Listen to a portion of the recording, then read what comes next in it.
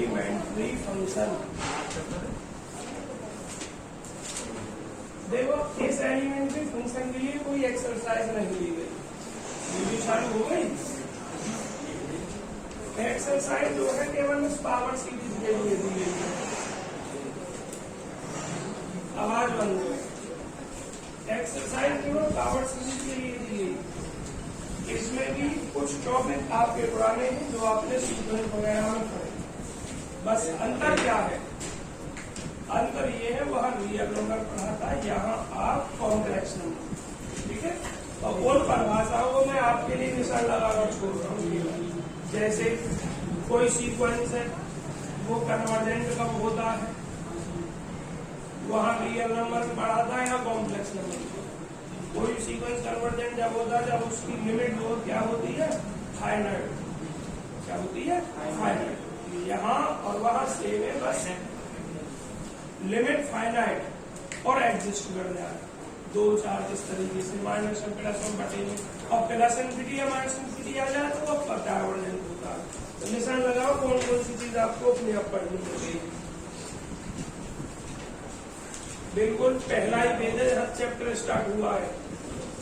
Convergent sequence वहां भी पढ़ाया था, यहाँ भी पढ़ रहे हो। वहां आपने एक्सेल लिखा था, यहाँ आप जेड लिख रहे हो।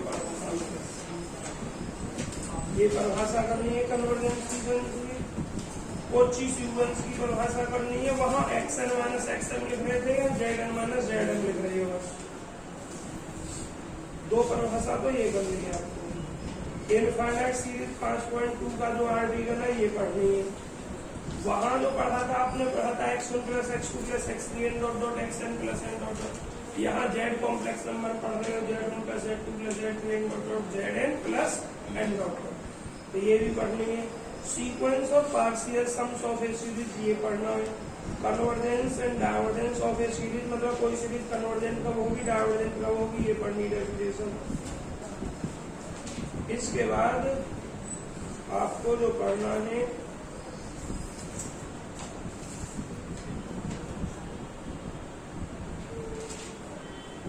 बस ये पढ़ना है पीछे का। अब आ जाओ मेन जो हेडिंग डली हुई है पावर सीरीज, और आपके बोर्ड पर भी पावर सीरीज है।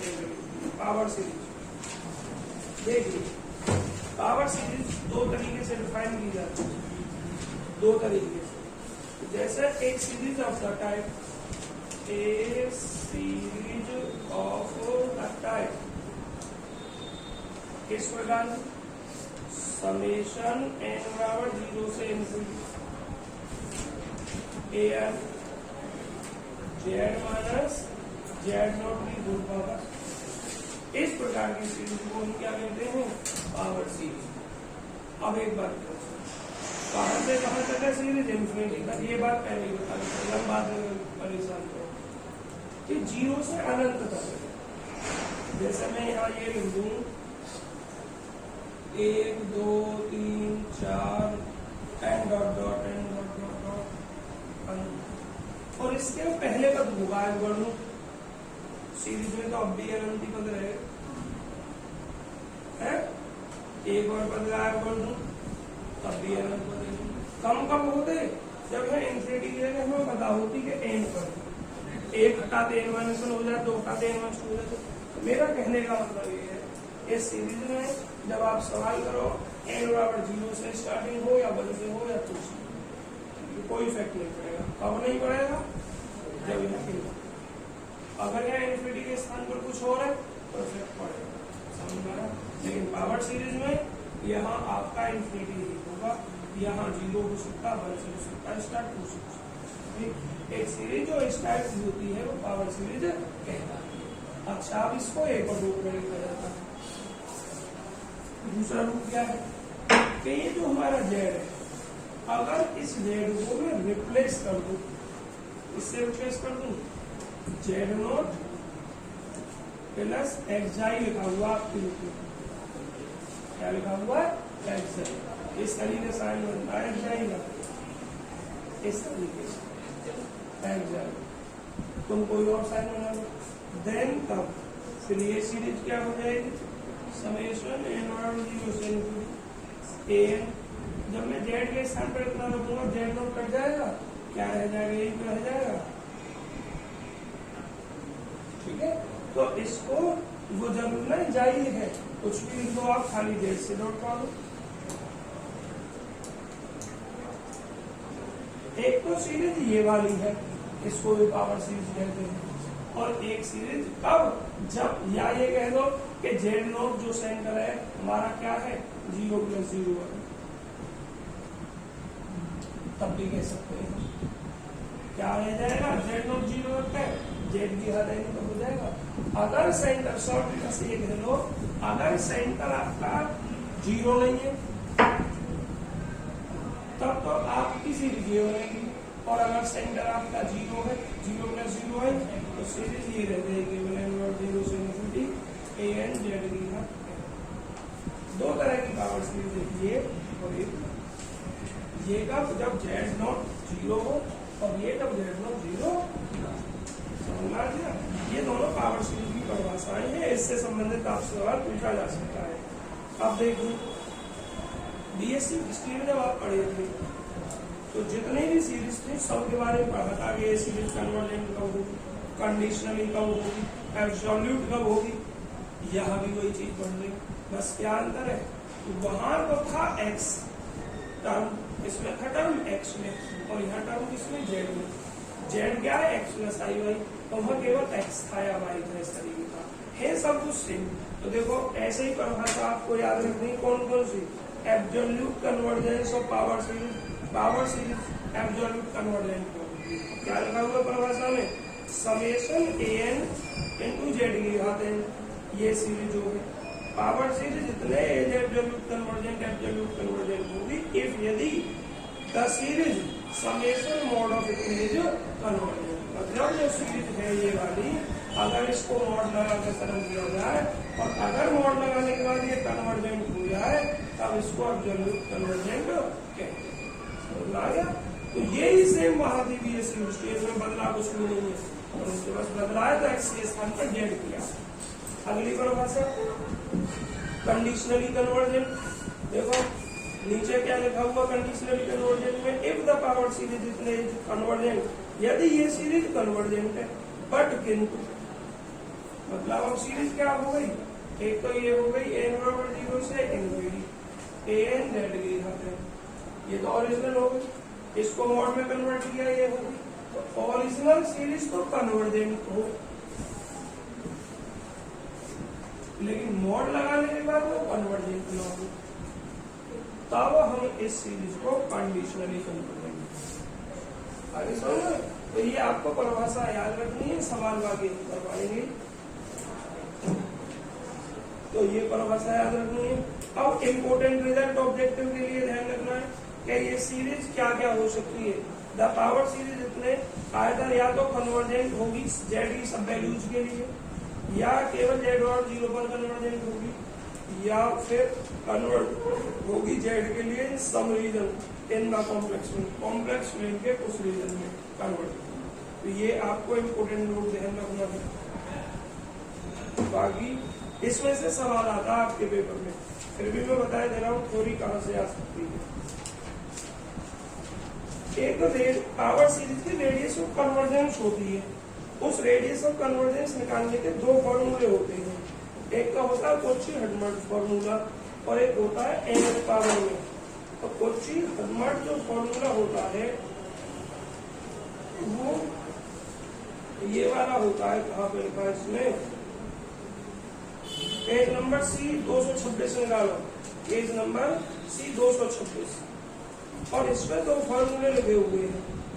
दो फॉर्मूले क्या क्या है, ये पावर सीरीज है आपकी या ये पावर सीरीज है, कोई सी फॉर्मूला हो सकती है पावर सीरीज, इस रूप में हो या इस रूप में हो। तो कोई भी पावर सीरीज देखकर आपसे रेडियस ऑफ कन्वर्जेंस पूछता है, तो रेडियस ऑफ कन्वर्जेंस अगर r है, क्या है r, तो इस r को हम दो फॉर्मूला से निकाल सकते हैं।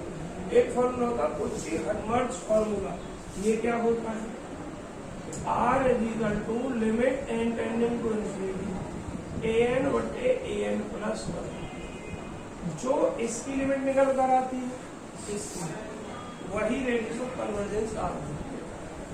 इसी को हम कोची हर्ट्ज फॉर्मूला बोलते हैं, या इसको दूसरे रूप में लिख सकते हैं। अगर इसको उल्टा किया जाए an+1/an, तो ये r की जगह 1/r। अगर आप ये वाला फॉर्मूला निकालते हो, कैलकुलेट कर दो, तो आपका जो रिजल्ट आएगा वो 1/r आएगा, और जो भी आया उसका उल्टा करोगे। माना ये आया 5, क्या आया ये 1/r, r का जो मान हो गया वो कितना हो गया,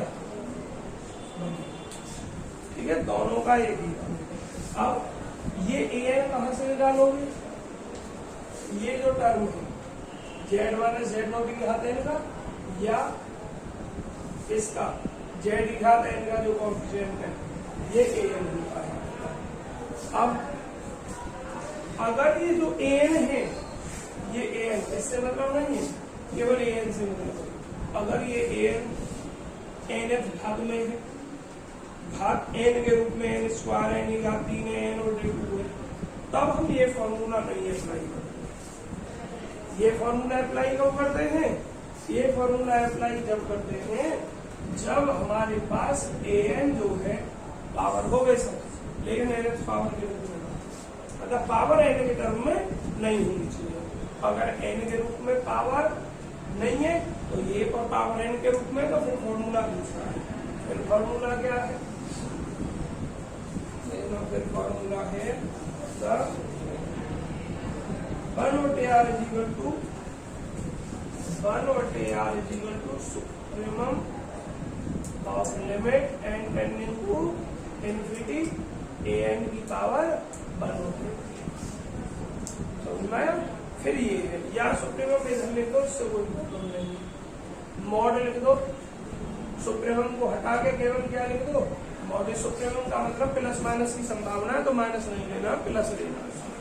तो मॉड ऑफ an की घात 1/n, इसको सॉल्व कर दो, जो भी लिमिट, जो भी मान आए इसका, उसका उल्टा कर दो, क्योंकि जो आएगा वो 1/r आएगा। तुम्हें चाहिए r, तो उसका उल्टा कर दो। r क्या है, रेडियस ऑफ कन्वर्जेंस। आपसे जो पूछा जाएगा, r निकालने के लिए पूछा जाएगा। थ्योरी में क्या पूछा जा सकता है वो मैंने बता दिया है। अब डोमेन वगैरह के लिए पूछा जाएगा। डोमेन के लिए कंडीशन r जो भी ये कंडीशन दे रखी है, z-z0 है या z है, जो भी है, मॉड लिख के इसे r करके सरल कर देते हैं, तो डोमेन की कंडीशन आपके निकल जाती है। जब आएगी तब ये आपसे कुछ पूछा जाता है। 2 सवाल इसमें से जरूर पूछे जाएंगे बच्चों। एक रेडियस ऑफ कन्वर्जेंस निकल रहा है r का, और एक सवाल में कोई कोलिजन पूछ सकता है।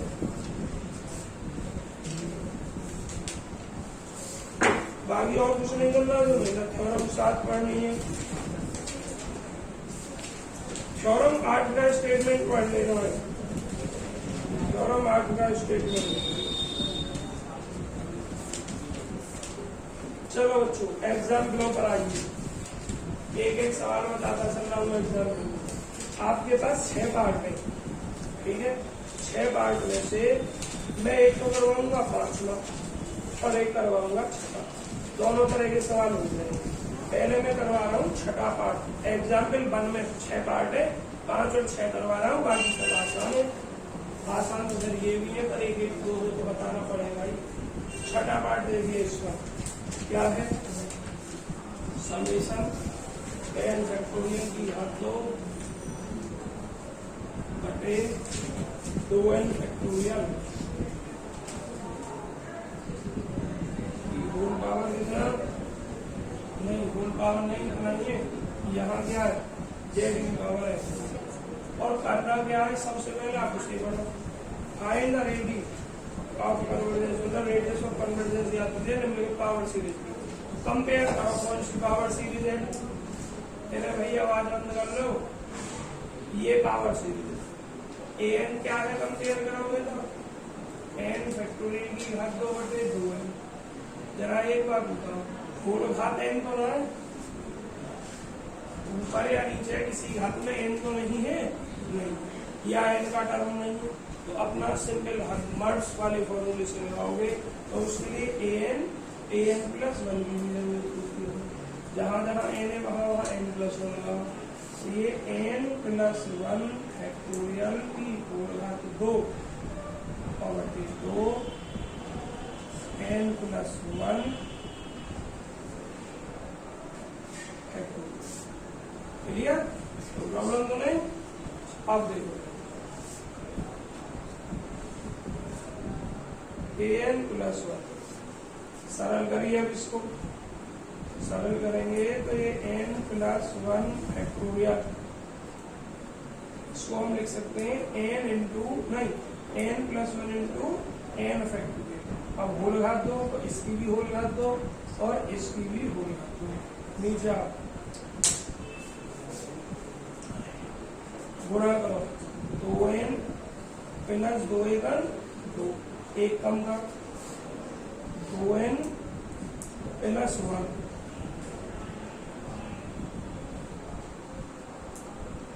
इतना ही याद रहेगा। इसको अभी सरल नहीं करना, इसको बस इतना ही रहने दो, ये खत्म नहीं होगा, इतना ही रहने दो। अब फॉर्मूला इफ यदि r is the radius of convergence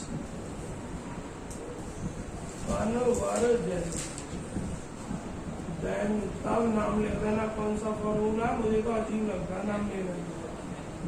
R is equal to limit n tend into infinity an बटे an प्लस, उल्टा लिख दिया क्या? यही है। अगर 1/r लिखेंगे हम तो an प्लस 1 होगा, ये ध्यान रखना। ठीक है, अगर आप 1/r लिख रहे हैं तो an प्लस 1 ऊपर लिखना है। 1/r लिख रहे हैं तो an प्लस 1 ऊपर लिखना। फिर ध्यान रखना लास्ट में उल्टा करना है। अगर तुम an प्लस 1 ऊपर लिख रहे हो तो फिर यहाँ 1/r लिखना पड़ेगा। मोड लगाना चाहे हो मोड लगा। क्यों? क्योंकि अगर कोई टर्म नेगेटिव में हुआ तो वो नेगेटिव में नहीं लेना, क्योंकि रेडियस ऑफ कन्वर्जेंस नेगेटिव नहीं होती, पॉजिटिव होती है, इसलिए उस नेगेटिव को हटाने के लिए मॉड लगाओ। और अगर नहीं है कहीं माइनस तो मॉड यूज ही मत करो। हमने कर दिया, कोई प्रॉब्लम नहीं है। an की वैल्यू n फैक्टोरियल हर 2 बटे 2n फैक्टोरियल और बटे n प्लस 1 फैक्टोरियल हर 2 पे। अब आनंद लेवल इतना ना हो तो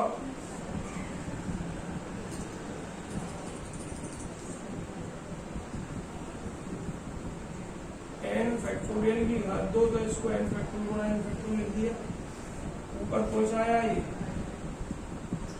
सॉल्व करते हुए लिख रहा हूँ 2n प्लस 2, एक कम करेगा फैक्टोरियल हो जाएगा 2n प्लस 1, फिर एक कम करके फैक्टोरियल करेंगे 2n फैक्टोरियल। नीचे वाला ऊपर पहुंचा के सरल कर दो।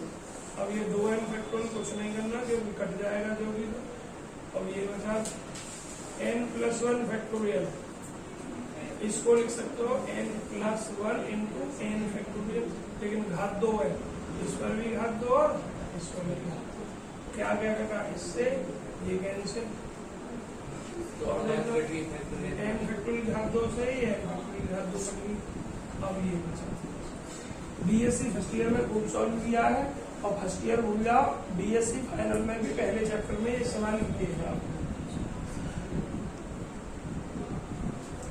देखो n यहाँ से कॉमन, n यहाँ से कॉमन, मैं पूरा ही कॉमन ले ले रहा हूँ। 2n 4n square, 2n common लिया, 1 प्लस 2 बटे 2n, 2 से 2 कटेगा 1 बटे n हो जाएगा। ठीक है, और ये रह गया, ये भी कितना 1 बटे 2n कॉमन लिया है ना, 1 बटे 2n, यहाँ 2 बटे 2n, 2 से 2 काट दिया था। अब नीचे देखो n कॉमन ले लो, ऊपर स्क्वायर है तो n स्क्वायर, 1 प्लस 1 बटे n की होगा, n स्क्वायर से n स्क्वायर होगा। अब जहां भी n है इन्फिनिटी होगा, 4 ये 1 बटे इन्फिनिटी 0, 1 बटे इन्फिनिटी 2 इन्फिनिटी, ये भी 0, 1 1 1 का 1, तो ये 4 हो गया। r की वैल्यू जो हो गई, देखो जरा रेडियस कन्वर्जेंस 4 ही। अगर आप 1/r कर रहे होते यहाँ 1/4 आता, फिर उसका उल्टा करते, तुम उल्टा करने में भूल जाते हैं, फिर उतना ही लिखा रहने देते हैं, इसलिए आप ये फॉर्मूला ध्यान रखें। बहुत जल्दी फोटो खींच लीजिए इसका।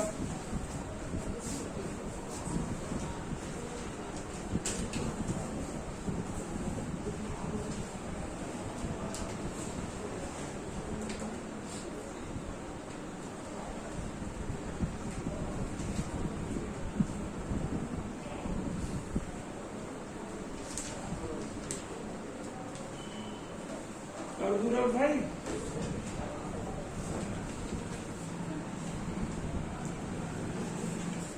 पैसा का उतार रहे हो लगा दो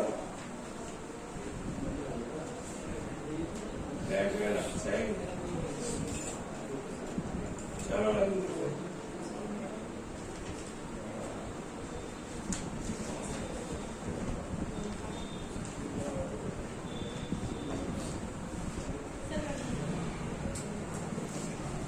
बाकी हो गया सबका।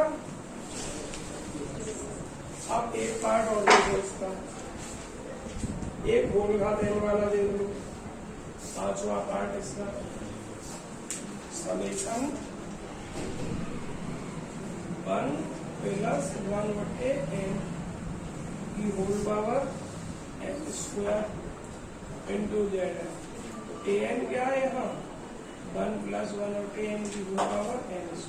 अब इसकी पावर n के रूप में, ये वाला फॉर्मूला नहीं करेगा, दूसरा वाला formula. If r is the radius of convergence, then तब अपना r is equal to limit n tending to infinity an की घात 1/, ठीक है। तो limit n tending to infinity an का मान ये 1/1 प्लस 1/n की होल घात n², और इसकी होल घात कितनी, घात ही घात में गुणा करोगे, 1 प्लस 1/n की होल घात कितनी रह गई, n, और इसका मान क्या होता है, सीक्वेंस वाले चैप्टर में पढ़ाया है, कई बार पूछ लिया। 1/r कितना, हमें चाहिए r is equal to 1/, radius of convergence हो गई इसकी 1/। आगे नहीं, आपसे ऑप्शन में जरूर ना सीधा सवाल पूछ रहे, ये पूछ सकता है radius of convergence is less than 1, equal to 1, greater than 1, 0, ऐसा पूछ सकता है। तो कौन सा ऑप्शन है, आर का मान वाला कौन, ई है, और ई का मान 2 और 3 के बीच होता है। तो एक में जब एक से बड़ी संख्या से भाग दोगे, एक से छोटा ही जाएगा, तो कौन सा ऑप्शन हो गया, पहला वाला। जरूर नहीं कि सीधा सीधा सवाल के आर का मान निकाल, घुमा कर भी पूछ सकता है। थोड़ा फोटो की जो जल्दी इसका आएगा जरूर, आप अगर अंशों देखे होंगे तो पावर सीरीज की रेडियस ऑफ कन्वर्जेंस निकालने के लिए जरूर सवाल देखना होगा।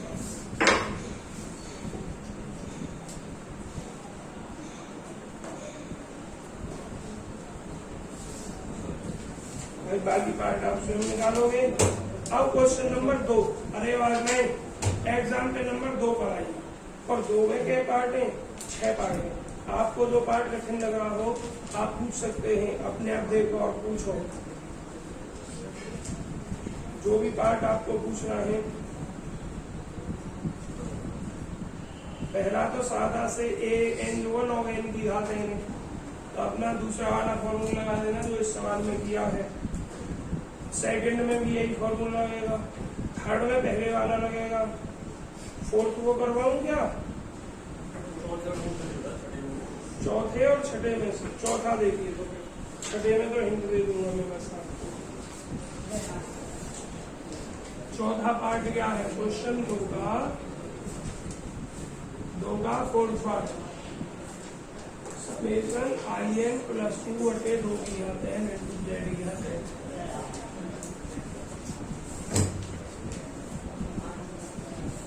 an ये है आपका। एक बात बताओ जरा, ये an है, होल घात में n तो ना है इसलिए में टोटल, यही तो है ना, या तो टोटल होल घात n बना लो, तब इस पर जाना, और अगर टोटल होल घात ना बने तो अपना पहले ही तरीके से करना। देखिए जरा मैं अपना पहले तरीके से कर रहा हूँ, ये वह सवाल ऐसा दोनों तरीके से हो जाएगा।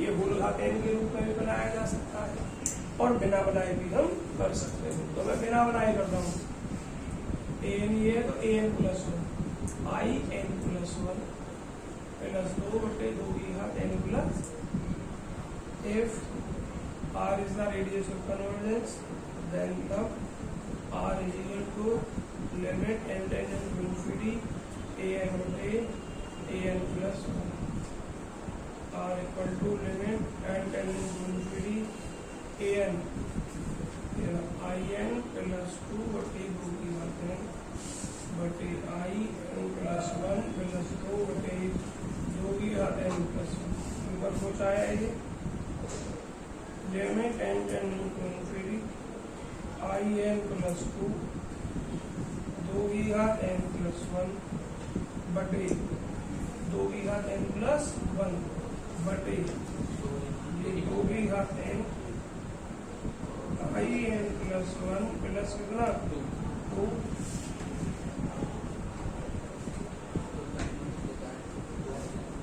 तो ये limit n tending to infinity सरल 2 की घात n से 2 की घात n कट के ऊपर 2 बचेगी केवल, तो ये कितना i n प्लस 2 और बटे नीचे कितना i n प्लस 1 और प्लस कितना, यही तो बचा और तो कुछ हुई, देख रहे ना जरा, यही अगर मैं अब यहीं से इन्फिनिटी रखूँ तो यहाँ इन्फिनिटी रखूंगा, इन्फिनिटी की जोड़ा आई में इन्फिनिटी जोड़ा कुछ इन्फिनिटी फिर उड़ा के इन्फिनिटी, ऐसा ही नीचे इन्फिनिटी इन्फिनिटी हो जाएगा। तो उससे अच्छा है कि एन ऊपर नीचे से कॉमन लेगा,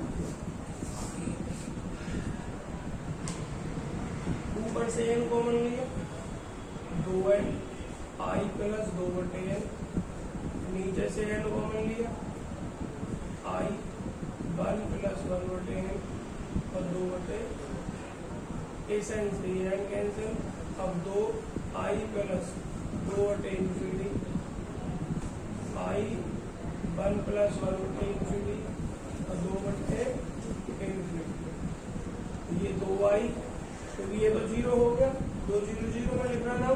अब ये i ये कल i इसके साथ जोड़ोगे 0 क्योंकि ये 0 है और ये 0 0 0 जोड़ोगे 0, i से i के r की जो वैल्यू हो गई कितनी हो गई, रेडियस ऑफ कर्वेचर 2। समझ में आ गया इतना देर का आंसर। अब हिंट लीजिए इस सवाल की, छठे सवाल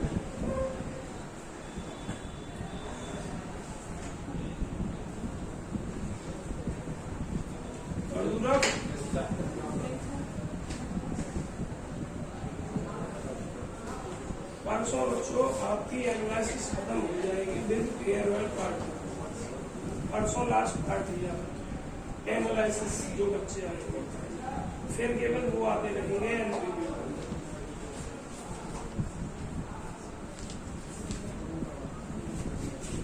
परसों सब बच्चे आने जो कभी वो पढ़ते थे ऑनलाइन ही पढ़े ना पूरी साल, वो भी परसों आएंगे ग्रुप में लेना है। परसों लास्ट सिद्धांत पर परसों बात करेंगे एक दूसरे की, मन की सुनाएंगे क्या करना है तुम्हें क्या नहीं करना।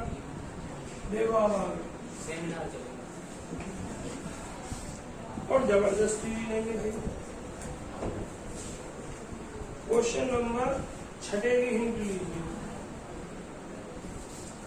क्या है इस प्रश्न में, समेशन माइनस 1 की पावर है बटे कितना n जेड माइनस 2y की होल पावर है। अब तक जितने भी सवाल किए आपने वो सब थे समेशन an जेड की घात n के रूप में, ये किस रूप का है? Summation an z minus z not की होल घात n। हमें केवल मतलब होता है इस an से फॉर्म कोई सी, तो हमारा an क्या है? -1 की घात n। अब जब आप सवाल पूछेंगे फॉर्म देखेंगे कौन सी, यहाँ माइनस का केस आ सकता। मेरा कौन आ रहा है?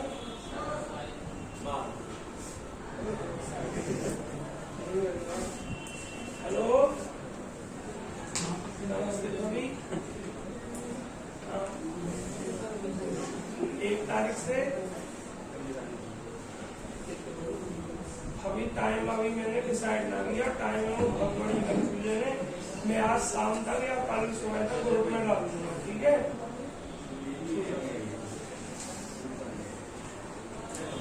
चलिए बच्चों जरा देखें, ये जब माइनस का टर्म आ रहा है तो डिपेंडेंट स्क्वायर रहा है। अगर इवन लिख दें n का मान तो प्लस और रख दें तो माइनस। ऐसे केस में मॉड वाली स्थिति आपको यूज करनी है, क्योंकि मॉड लगाकर पॉसिबिलिटी माइनस की खत्म कर देंगे। अब तुम देखोगे कि हम फॉर्मूला लगा लेते हैं अपना an/an+1। तो an+1 ये क्या हो गई? -1 की पावर n+1 और बट्टे कितना? आप जरा लगाओ क्या? If r is the radius of curvature then r equal to limit n tending to infinity, क्या है? an/an+1 का limit n tending to infinity an की वैल्यू है आपकी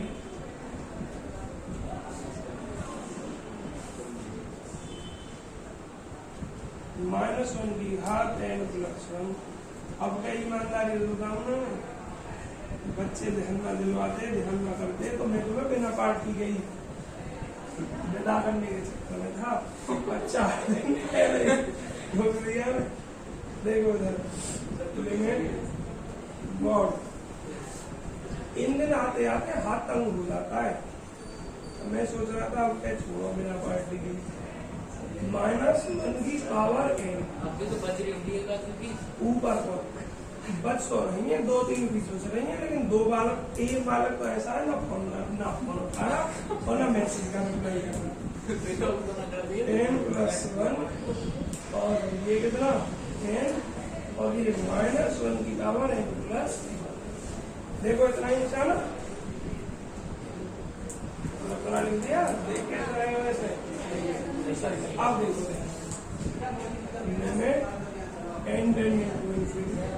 देखो -1 की घात है, -1 की घात n+1 कट के नीचे -1 की घात एक ही तो रह जाएगी।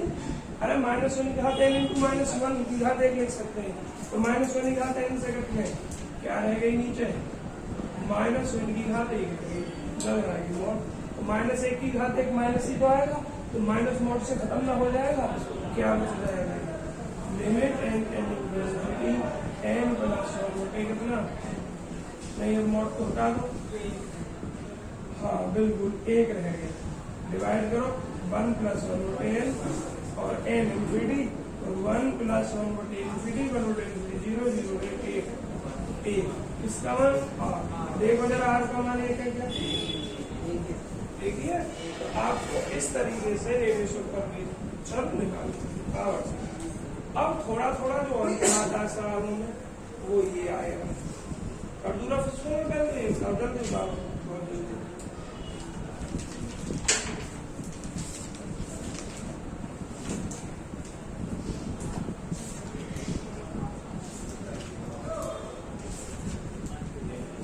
फोटो।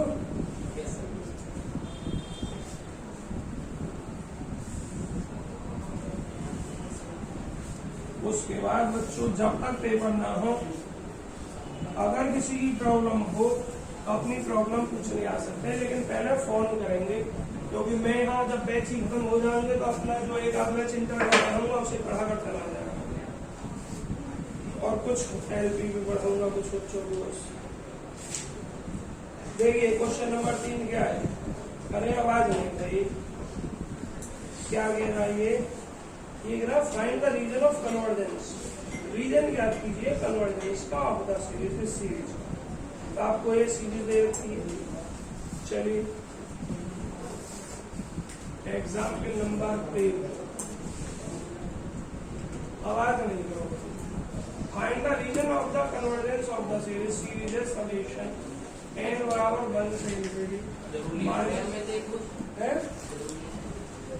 एक प्रश्न तो डायरेक्ट आएगा रेडियस ऑफ कन्वर्जेंस याद करने के लिए या फॉर्मूला, और एक का सवाल थ्योरेटिकल आएगा, मतलब जो डायरेक्ट नहीं पूछा जाएगा। आएगा जरूर प्रश्न एक ना, कम से कम 2 प्रश्न की तो गारंटी है, ज्यादा भी हो सकते हैं।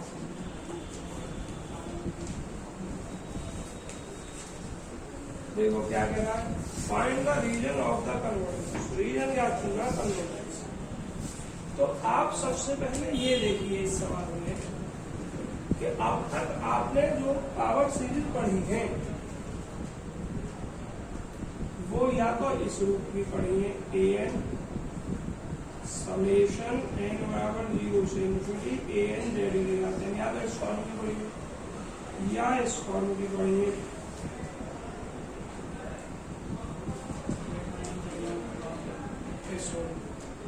क्या ये इन दोनों में से किसी एक फॉर्म दी है? नहीं।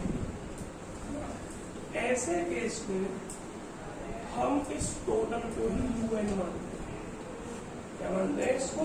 टोटल को un मानते हैं, और एक केस एक्सक्लूड करते हैं, z equal to 0, z equal to 0 exclude. मतलब क्या लिखा हुआ है, डी है, हम रखते हैं un इक्वल टू इतना, फिर un प्लस 1 मानते हैं, और एक्सक्लूड करते हैं इसमें z इक्वल टू 2 चीज होती है, एक तो इंक्लूड होता है, इंक्लूड होता है शामिल करना, और एक्सक्लूड होता है छोड़ना, है ना, z बराबर 0 को इसको छोड़ते हुए, और बाकी un प्लस 1 होते un या un होते un प्लस 1 की कैलकुलेट करना है और सरल। तो समझ में आ गई पूरे को un क्यों माना है हमें, किस केस में मानना है, जब सीरीज ना तो इस केस की हो ना, इस केस की हो। तो un रीजन निकालना है आपको, तो निकालनी पहले रेडियस ऑफ कन्वर्जेंस। तो un हो गया -1 की पावर n-1, और देखो यहाँ और सुनो क्यों छोड़ा है z इक्वल टू 0, क्योंकि स्टार्टिंग z उससे नहीं हुई है, n बराबर 0 से नहीं हुई, कहाँ से हुई है, n बराबर 1 से। तो पहला केस 0 वाला केस छोड़ दिया गया, -1 की घात n-1 और कितना z की घात 2n-1 बटे 2n-1। ऐसे ही फिर un प्लस 1 निकालना है, जहाँ n है वहाँ n प्लस 1 की घात n हो गया यहाँ, z की घात 2, n के स्थान पर n प्लस 1 बटे 2, n के स्थान पर n प्लस 1 और -1, 2 इंटू n प्लस 1 और ये un plus 1 is equal to -1 की घात n, z की घात 2n प्लस 2 और माइनस का कितना, और बटे 2n, 2 माइनस 1 प्लस 1, ये फैक्टोरियल -1 की घात n और z की घात 2n प्लस 1 और बटे 2n प्लस 1 फैक्टोरियल, और ये un प्लस 1। ठीक है, अब इसके बाद वही काम करना है, excluding z equal to 0, z बराबर 0 को एक्सक्लूड करने का किन केसों में आपको बता दिया, क्या लिखोगे, if r is the radius of convergence then r is equal to limit n tending to infinity mod un, वहां हम a लिखते थे या un लिखते थे, u लिखते थे, तो un बटे un प्लस 1, अगर प्लस 1 को ऊपर लिखते हो तो यहाँ 1 बटे यहाँ लिखोगे। अरे कैलकुलेशन तो आप कर लोगे तो ऐसे ही जैसे करवाई है ना, तो un की वैल्यू रख दो, un कहाँ है, -1 की घात n-1, z की घात 2n-1 तो बटे 2n-1 फैक्टोरियल, और un प्लस 1 की वैल्यू कहाँ, ये रही -1 की घात n, z की घात 2n प्लस 1 और बटे, जल्दी बताओ, छोड़ दूं क्या कैलकुलेशन को, और छोड़कर फिर ये सरल करके z की वैल्यू क्या आ रही है आपकी, ये आ रहा है आर, नहीं 0 आ रहा है। आर का मान क्या आ रहा है? आर का मान 0 ना है भाई, ये 1/r का मान 0 है। समझ गए? क्योंकि इसने जो किताब में लिया है, किताब में UN+1 ऊपर लिया है, और तब इसका मान कितना है? 0 आ रहा है। तो ये 1/r है। और हमने क्या किया है? UN ऊपर लिया है, देखो। तो 0 का उल्टा करोगे क्या हो जाएगा? इन्फिनिटी। आर 1/r का मान 0, तो आर का मान हो जाएगा इन्फिनिटी। क्या कह रहा है आगे? Thus the given series is convergent for all finite values of z। लेकिन अब बच्चों आपको ध्यान होगा, ये वो पूछ रहा है, रीजन पूछ रहा है, find the reason of convergence of the series. तो सीरीज की जो कन्वर्जेंस होती थी जब आप रेशो टेस्ट लगाते थे, तो ध्यान अगर हो रेशो टेस्ट में an/a या un/un+1 लेते थे, इसकी जो लिमिट थी n टेंडिंग टू इन्फिनिटी, अगर वो 1 से बड़ी आती थी तो कन्वर्जेंट होता था, और 1 से छोटी आती थी तो डाइवर्जेंट होता था। तो यहाँ ये इन्फिनिटी क्या है? 1 से बड़ा, तो 1 से बड़े पर क्या होगा? कन्वर्जेंट। अब किताब की सुनो, किताब में क्या हो गया रहा है? कन्वर्जेंट। दूसरा केस होता था कि हम n+1 को ऊपर रखते थे, और जब ऊपर रखते थे तो कन्वर्जेंट होता था 1 से छोटे के लिए, और डाइवर्जेंट होता था 1 से बड़े के लिए। तो यहाँ 1 से छोटा ही तो है 0, आंसर सीट में आया है। तो कोई सा भी केस हो आपको ध्यान रखना है, आगे पीछे गलत नहीं करना। एग्जाम्पल 4 मत करना वैसा, एग्जाम्पल 5 इम्पोर्टेंट है, जरा देखो। आवाज बंद करें और देखो, फोटो खींचो, जिसको भी खींचना है।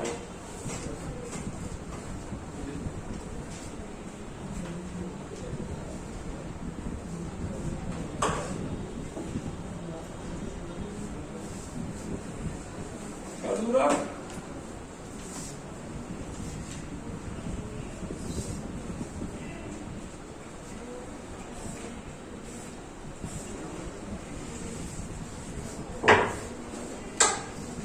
देखिए, एग्जाम्पल नंबर 5,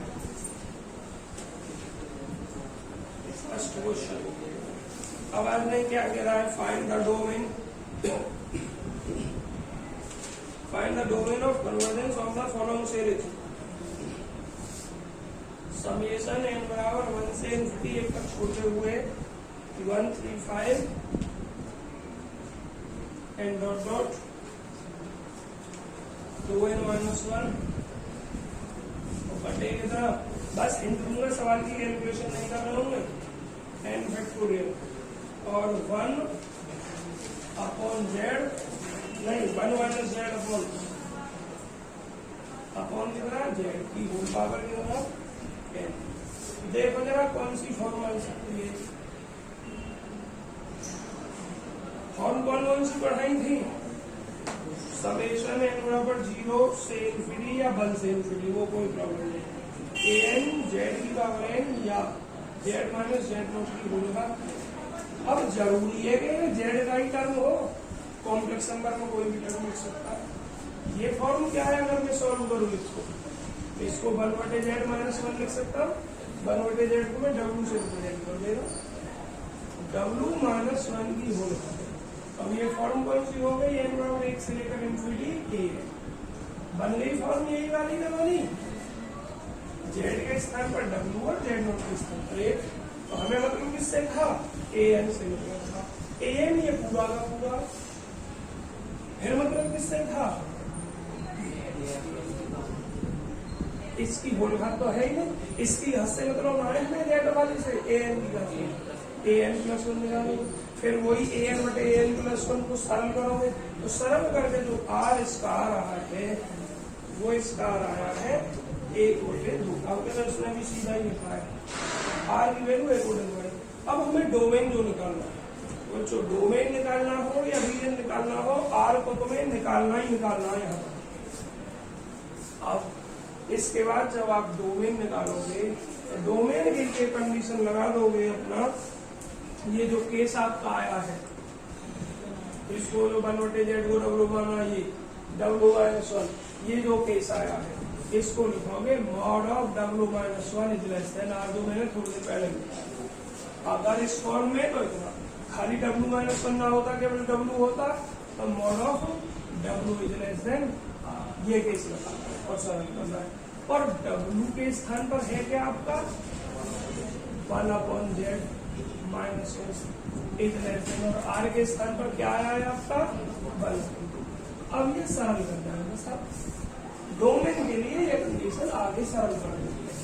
और सरल करना पूरा मैं कॉम्प्लेक्स नंबर वाला चैप्टर पढ़ा चुका हूँ, एनालिटिक मतलब कैलकुलेशन समझा चुका हूँ कैसे करते हैं। 1 माइनस जेड होते जेड इज लेस देन 1 होते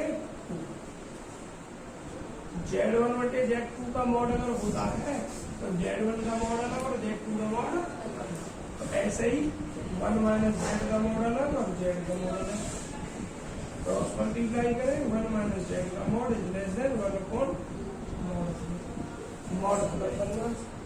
मॉड खत्म करने के लिए स्क्वायर करते हैं, स्क्वायर करेंगे 1 माइनस Z का मॉड का square is less then 1/4 mod of Z का स्क्वायर। आपको ध्यान है मॉड ऑफ Z का स्क्वायर जो होता है Z इंटू Z का कॉन्जुगेट होता है, मतलब कैलकुलेशन करना है और सरल करना है। तो इसको 1 minus Z into 1 minus Z का conjugate is less then 1/4 Z into Z का कॉन्जुगेट, और ये 1 माइनस Z 1 का कॉन्जुगेट 1 Z का कॉन्जुगेट कितना 1/4। और बच्चों यहाँ के बाद आपको स्वयं करना और लोग है ना कॉम्प्लेक्स एनालिसिस वाला जो पहला चैप्टर था उसमें इस तरीके की कई कैलकुलेशन है, कई एग्जाम्पल है और कई सवाल है।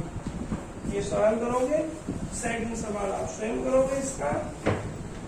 और बाकी बच्चों ये छठे में क्या है बिहेवियर मतलब नेचर पूछा है, ऐसा सवाल एक्सरसाइज में करवा देंगे। एक्सरसाइज में जो सवाल आप तक करवाए उसी तरीके के सवाल हैं, कुछ सवाल आपके लिए छोड़ रहा हूँ, कुछ सवाल मैं निकालूंगा कल। और ऑब्जेक्टिव एक्सरसाइज में सब आसान आसान सवाल है, बड़ा नहीं है, करके लाना। जो ना हो सवाल मुझसे कल पूछना है। एक्सरसाइज में पहले के दोनों पार्ट तुम्हें ही करके लाने हैं, जब भी जितना भी टाइम लगे। पर अगर टाइम बचेगा तो जो इससे पिछला चैप्टर था उसकी जो डिस्क्रिप्टिव एक्सरसाइज है उसके कुछ सवाल आपको करवा देंगे, उसे करना, ठीक है। जो फेयरवेल पार्टी आप सब निश्चित हो जाओ, कल ही करनी है या परसों करनी है, क्योंकि कल करनी है तो आप ग्रुप में डालेंगे, मैं देखो आवाज में। तो ये पहले के दोनों पार्ट, दूसरे के दो तीनों पार्ट ये तो आपको करके डाले हैं। बाकी सवाल 3 रहा, 4 रहा, 5 रहा, 6, 7, 8 ये सब सवाल हम करवाएंगे, ठीक है। और ये अगली अभ्यास कुछ है नहीं, आप समझ रहे हैं। एक्सरसाइज में एक भी सवाल में एक्सरसाइज ही नहीं दी है, पर कुछ टॉपिक दे रखे हैं। टॉपिक ये सब आपके पढ़े हुए हैं, जैसे देखो कौन कौन से टॉपिक हैं। सबसे पहला टॉपिक दिया है, अरे आवाज नहीं, पहला टॉपिक क्या दिया है एलिमेंट्री फंक्शन के नाम से। तो इसमें एलिमेंट्री ट्रांसकेंडेंटल फंक्शन दिया है। एलिमेंट्री ट्रांसकेंडेंटल फंक्शन में भी पहला पार्ट दिया एक्सपोनेंशियल फंक्शन।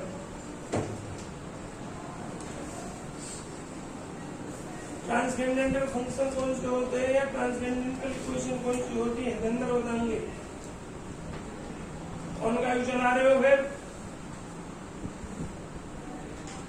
ट्रांसकेंडेंटल फंक्शन या इक्वेशन ऐसी इक्वेशन होती है जिसमें इक्वेशन में बीजगणित डेटा होंगे, साथ साथ में कोई ना कोई एक्स्ट्रा फंक्शन भी हो, एक्सपोनेंशियल फंक्शन हो, ट्रिग्नोमेट्रिक फंक्शन हो, लॉगरिथमिक फंक्शन हो, कोई भी फंक्शन हो। और ये सभी फंक्शन ट्रांसकेंडेंटल फंक्शन के ही पार्ट है। तो पहला क्या दिया है एक्सपोनेंशियल फंक्शन, और एक्सपोनेंशियल फंक्शन में जिसकी घात 4 होती है, क्या होती है 4। अगर रियल नंबर की बात करो e की घात x, a की घात x, 4 की घात x। अब यहाँ तुम पढ़ रहे हो किसमें कॉम्प्लेक्स नंबर में, तो x की जगह कॉम्प्लेक्स वेरिएबल यूज कर दो z, 2 की घात z, e की घात z, 4 की घात z, इस तरीके से एक्सपोनेंशियल फंक्शन कहलाते हैं। अब इनका एडिशन दिया है एक्सपोनेंशियल फंक्शन का, तो ये सब पुराने ही नियम है। देखो मुझे बताओ e की घात 2 इंटू ई की घात 1 कितना होगा? e की घात 2 प्लस इसके लिए रियल नंबर और रियल में कॉन्स्टेंट। अगर मैं रियल में वेरिएबल ले लूँ e की घात x इंटू ई की घात y तो कितना होगा? e की घात x। अब मैं ना रियल में कोई कॉन्स्टेंट लूँ, कॉम्प्लेक्स नंबर ले लूँ e की घात z1 इंटू ई की घात z2। अब क्या होगा? e की घात z1। कहने का मतलब नियम वही है यहाँ जो पहले हुआ करते थे रियल नंबर के।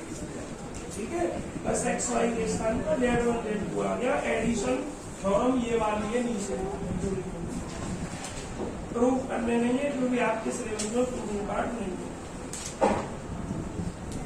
अब ट्रिग्नोमेट्रिक फंक्शन कह दिए। ट्रिग्नोमेट्रिक फंक्शन आप पढ़ाते नहीं, जैसे एक होता है तुम्हारा, मैं लिखूं साइन एक्स। ट्रिग्नोमेट्रिक किसके लिए? रियल नंबर के लिए। और इसका फॉर्मूला हम क्या पढ़ते हैं एक्सपेंशन में? एक्स माइनस एक्स यार 3/3 प्लस एक्स यार 5/5 factorial and dot dot so on.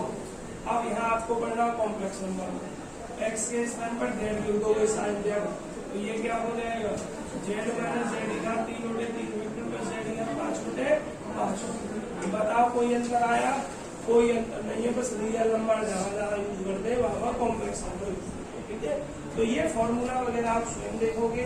कल जो मैं खत्म करूंगा एक्सरसाइज खत्म करूंगा। और आवाज नहीं, जो ऑब्जेक्टिव एक्सरसाइज है ये जरूर करके लाओगे। जो सवाल ना हो कोई आकर मुझसे पूछो। लोग बच्चों की कल एलपीपी ना पढ़ेंगे, एलपीपी की जगह पार्टी। ठीक है, फिर परसों से एलपीपी चलेगा।